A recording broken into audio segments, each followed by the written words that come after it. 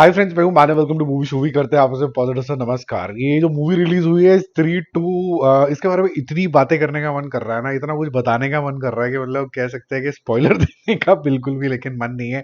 तो कुछ रोकेंगे अपने आप को जितना रुक सकते हैं। अगर एक आधी बात निकल जाए तो फिर थोड़ा सा देख लेना है यार। स्त्री वन और स्त्री टू के अंदर फर्क क्या है?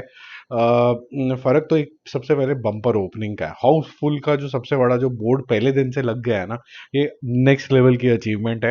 कौन कहता है कि सिर्फ वैसी मूवीज ही चलती हैं जो जिसके अंदर आपकी बहुत ज्यादा डिशुम डिशुम होगी या फिर लार्जर देन लाइफ होगा। अगर आपके पास बहुत ही सही सटीक कंटेंट है और अगर आपके पास कोई इस तरीके की मूवी आती है जो बताती है कि आपको अगर एक यूनिवर्स क्रिएट करना है तो कैरेक्टर्स का डेवलपमेंट, कैरेक्टर का स्टोरी के अंदर इन्वॉल्वमेंट, कैमियोज का राइट यूसेज क्या होना चाहिए, तो आई थिंक स्त्री टू अभी इस वक्त मेरे दिमाग में एटलीस्ट, चाहे वो कॉप यूनिवर्स हो और स्पाई यूनिवर्स हो, दोनों में आगे निकलती है। It is very well directed. I think the win is at multiple levels. The writing is good, acting is brilliant.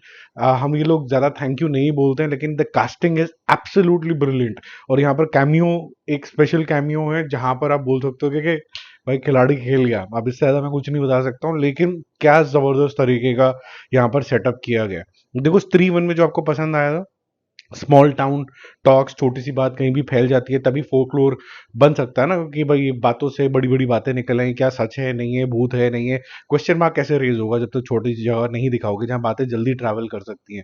Comedy का अच्छा फ्लेवर था, फ्रेंडशिप एक बहुत ही इंपॉर्टेंट मुद्दा था, तो कंसर्न फॉर कैरेक्टर्स बहुत ही अच्छा दिखाया गया था। कंपाउंडर का कैरेक्टर ले लीजिए या फिर अपने बिकी का कैरेक्टर ले लीजिए, तो आप कंसर्न थे। स्केयर भी इक्वल मेजर में था जब तक एंड तक भी नहीं दिखाया गया था। ये सारी चीजें मैं आपको इसलिए बता रहा हूँ कि क्या ये चीजें इस बार भी यूज हुई हैं या कुछ एक्स्ट्रा यूज हुआ है, क्योंकि पिछली बारी सीजीआई को भी लिमिटेड बट बहुत अच्छे तरीके से दिखाया गया। तो पहली बात ये बताता हूँ कि जो कैरेक्टर्स हैं यहाँ पर, बिकी हो गया या फिर बिट्टू हो गया, जेडी हो गया, इवन रुद्रा का जो कैरेक्टर है, श्रद्धा का जो कैरेक्टर है, वो आप दोबारा से और देखना चाहते हो। और श्रद्धा की तो क्या मैसिव तरीके से यहाँ पर एंट्री हुई है।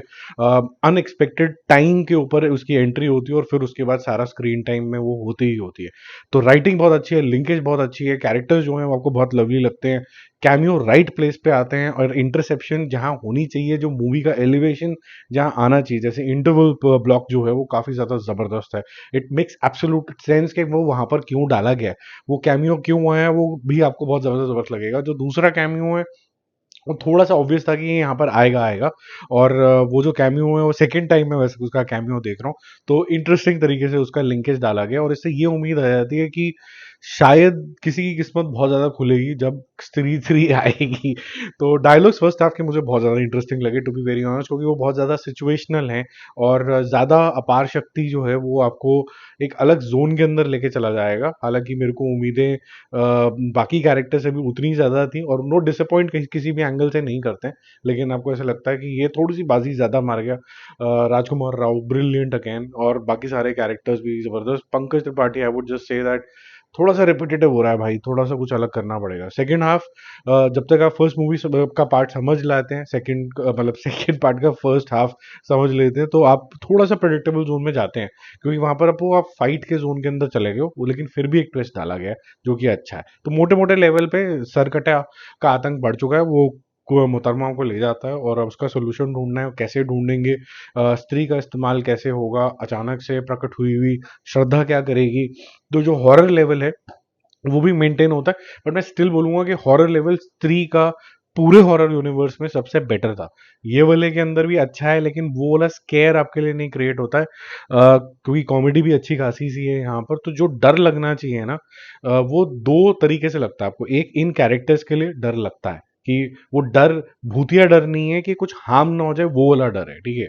और दूसरा एक डर होता है कि जब पहले स्टैब्लिश करने के लिए कि इसकी कितनी ज्यादा आतंक है, तो वो नॉर्मल लोगों के साथ जो हो रहा है वो आपको इतना ज्यादा फील नहीं होता। वहां थोड़ा सा और बेटर, थोड़ा सा स्क्रीन पे हो सकता था, बट अननेसेसरी क्रिटिकल बन के ज्यादा इंटेलिजेंट बनने की कोशिश नहीं करनी चाहिए इंसान को। मूवी बहुत अच्छा टाइम पास आपका कराती है, गाने आपका बहुत अच्छा टाइम पास कराते हैं, तमन्ना का स्क्रीन प्रेजेंस अमेजिंग है, और मेरे ख्याल से राजकुमार राव की करियर बेस्ट मूवी होगी। श्रद्धा की करियर बेस्ट मूवी होनी चाहिए ये, जिस तरीके की ओपनिंग ये लेने वाली है। और एक और कैरेक्टर की भी होने वाली है जो बेचारा कुछ नहीं कर पा रहा है, लेकिन इसके बाद मतलब शायद थोड़ा टॉकिंग पॉइंट मिल जाएगा। और यही सब लीज ऑफ लाइफ चाहिए होती है, और जिसको बोल दिया जाता है कि करियर ओवर, ये ओवर, वो ओवर, वो कहीं ना कहीं वो फिर रिवाइव हो जाता है। ठीक है? तो सक्सेस तो फ्राइडे किसी की लिखी है, चाहे कुछ भी कर लो। तो इससे ज़्यादा कुछ नहीं बताऊँगा।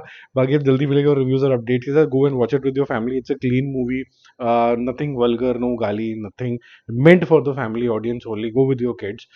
My movie shooting score will be for a well laid story, because मेरे लिए स्टोरी और कास्टिंग दो बहुत बड़े पॉइंट हैं इसके अंदर जो आपको अमेजिंग लगते हैं। कास्टिंग बहुत बड़ा रोल प्ले करती है आपका इंटरेस्ट जनरेट करने के लिए, ऑफकोर्स ट्रेलर भी करता है, लेकिन यहाँ पर बहुत अच्छे लेवल से यूज हुआ। मैं दूंगा 4 स्टार, और 3.5 स्टार की मूवी को मैं 4 स्टार सिर्फ आधा जो एक्स्ट्रा दे रहा हूँ वो कास्टिंग के लिए दे रहा हूँ।